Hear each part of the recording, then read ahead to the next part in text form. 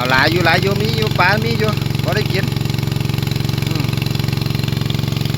โอ้บักตึกกระดุงอยู่ใส่เนาะ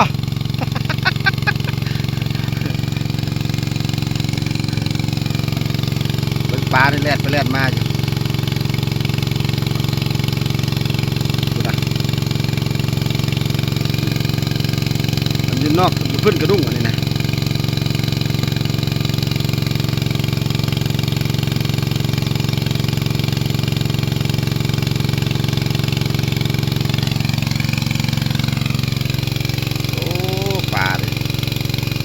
เริ่มจ่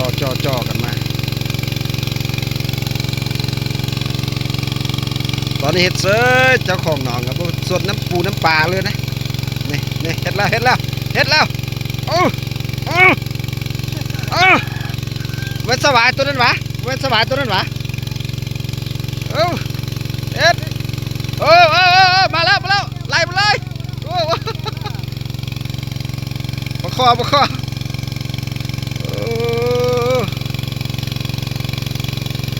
เอามันละแม่ได้บ่ครับโอ้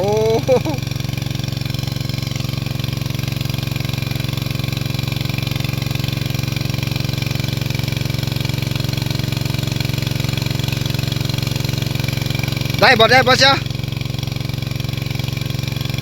โอ้ตัวใหญ่จะจับบ่จากอยู่เว้ยยกขึ้นมาว้ายแท็กซี่แม่กระโซนแม่คนงานเนาะ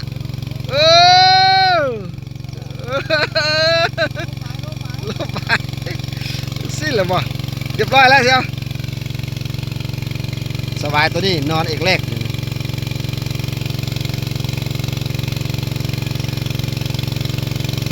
ปลาลายได้พี่น้องเด้อปลานิ้นตัวขี้แดงก็ใส่เบิดบ่เห็น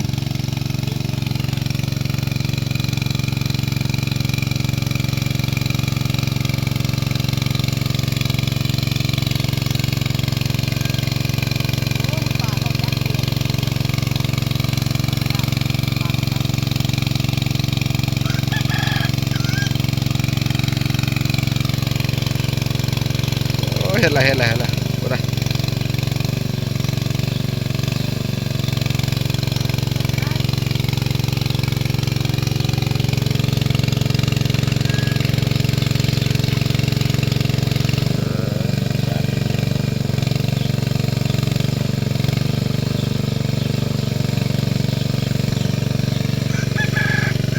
โอ้แล่ละตุตาละ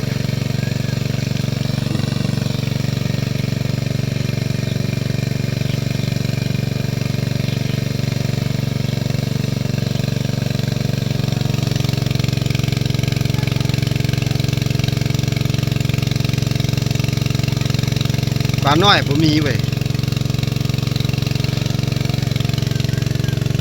โอ้หมอนี่บักใจนี่อยู่นี่อยู่พงคนนี้นะเอางาบแล้วพอก่อน